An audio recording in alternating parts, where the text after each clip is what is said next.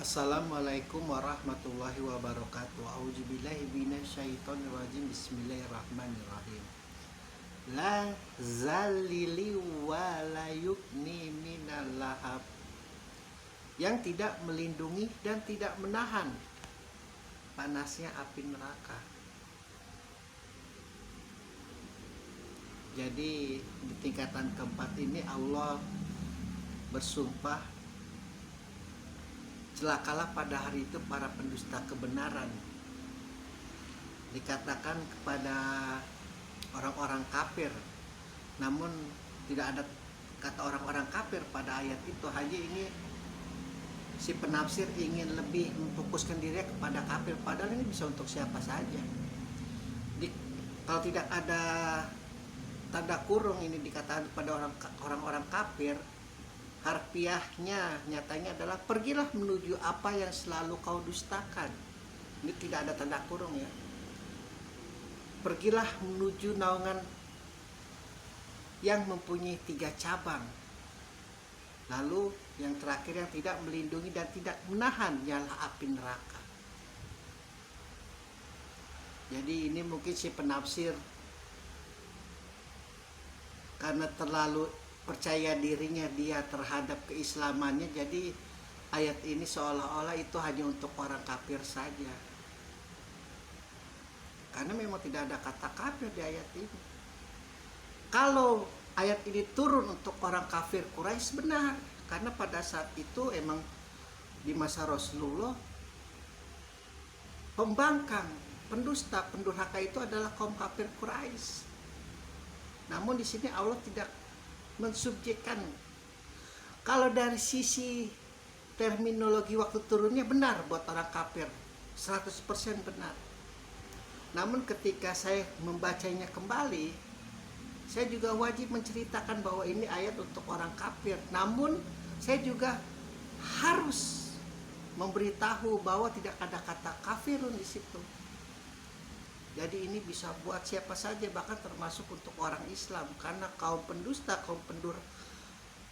kaum ingkar, kaum pendusta dan kaum pendurhaka itu bukan hanya orang kafir saja.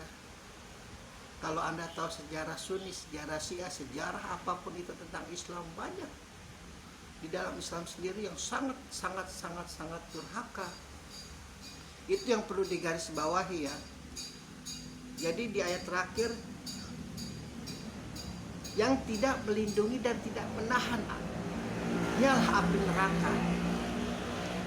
Jadi kalau ditilik, ini menceritakan bagaimana ketika kita manusia ini mendapat pahala yang terburuk adalah di neraka. Ketika kita semasa hidup mencemooh Al-Quran, ketika kita semasa hidup menghina Al-Quran, bahkan merobek-robek, bahkan membakar, bahkan menghina, melecehkan dan lain sebagainya, Allah mengancam nanti suatu saat Anda disuruh oleh Tuhan yang Maha Besar itu untuk suruh masuk ke dalam api yang selalu kamu dustakan itu, dan engkau akan nanti melihat naungan asap yang memiliki 3 cabang, kanan, kiri, dan atas.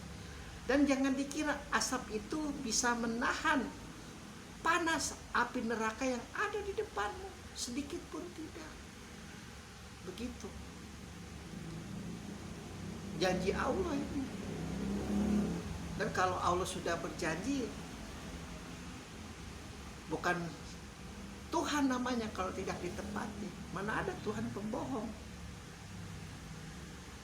Hindu, Buddha itu istilah kasarnya dia menyembah dewa-dewa, menyembah patung.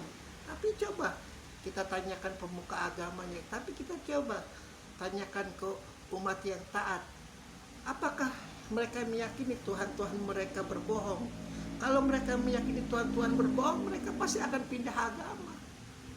Pun di sini di Islam, Allah sering bersumpah, sering berjanji, dan janji Allah itu pasti akan terjadi. Salah satu contohnya adalah ini.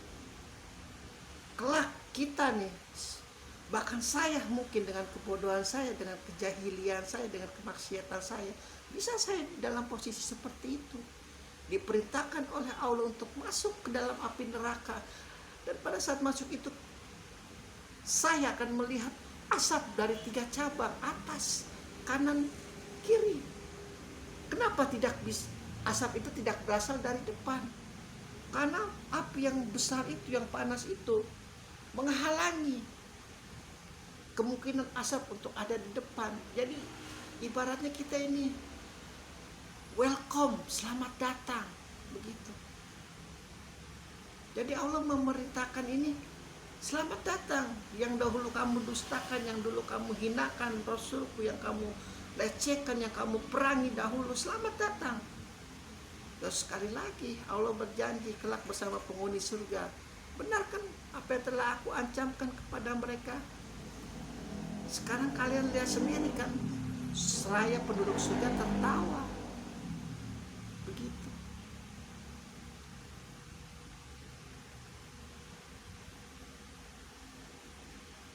Sekali lagi, kita jangan berkecil hati. Tingkatan takwa itu, terkadang kita ini, mayoritas ini menganggap takwa itu adalah seperti Jalaluddin Rumi, menganggap takwa itu Imam Khomeini, menganggap takwa itu seperti Al-Ghazali dan lain sebagainya. Memang benar mereka tingkatan takwa, tapi mereka tingkatan takwa yang paling tinggi. Dan itu butuh proses. Tidak begitu lahir seperti para nabi langsung memiliki tingkatan takwa seperti nabi, seperti Jalaluddin Rumi, seperti Al-Ghazali, seperti Imam Khomeini. Butuh proses. Kita ini manusia yang pada dasarnya tidak mengetahui apa-apa, bahkan malas belajar agama. Kita juga memiliki tingkatan takwa yang paling rendah, adalah rasa takut. Takut kepada Tuhan kita, takut kepada Allah. Makanya saya tidak setuju ketika kaum Syiah dengan rasa bangganya dia merasa memiliki mahjab cinta karena berpatokan kepada Imam Ali. Lalu seolah-olah yang tidak bermahjab Syiah itu tidak bermahjab cinta. Padahal banyak juga orang Syiah yang luar biasa kaprah. Berzina tetap mereka lakukan, mabuk-mabukan tetap mereka lakukan. Artinya apa? Sunni Syiah itu hanya nama, tergantung orangnya mau berlaku baik atau tidak. Jadi kita ini yang awam-awam, kita juga termasuk orang yang bertakwa. Kenapa? Karena kita takut kepada Allah. Majap penghambat, takut dulu. Kita ini budak Allah, takut. Meskipun kita sering berpesta, meskipun kita sering berjudi, meskipun kita sering bermaksiat, namun ketika kita dalam kondisi sendiri, pasti kita berenung takutnya luar biasa kepada Allah. Dan Anda termasuk orang yang bertakwa. Kecuali Anda benar-benar berkata, aku tidak takut Allah meskipun aku Islam, meskipun aku berzina, meskipun aku korupsi, meskipun apa-apa, aku tidak takut. Nah itu di level rendah saja dia tidak bertakwa. Jadi jangan mengharapkan jadi levelnya Rumi, levelnya Al-Ghazali, levelnya Khomeini dan lain sebagainya. Karena memang harus ada rasa takut dulu. Bagaimana Imam Ali setiap subuh selalu terlihat di Arab itu jarang sekali hujan, tapi ketika subuh sudah lewat itu janggutnya luar biasa basah, seolah-olah dia tertimpa air hujan yang sangat deras karena tiap hari kerjaannya menangis. Makam sholat yang paling mendekati dengan makamnya Rasulullah adalah Imam Ali. Bagaimana mungkin aku tidak menyembah Tuhan yang tidak bisa aku lihat? Imam Ali berkata, nggak mungkin, karena aku cerdas, aku pintar, aku bukan orang bodoh. Nggak mungkin aku menyembah Tuhan yang tidak bisa aku lihat. Penjabarannya ada di dalam teologi Islam. Jadi bisa melihat, meskipun kalau di runut bisa ditakis oleh kaum ateis. Oh tidak, yang Anda lihat itu hanya ciptaannya, bukan Allah. Pasti seperti itu. butuh waktu untuk menjelaskan itu. Alhamdulillahirabbil alamin.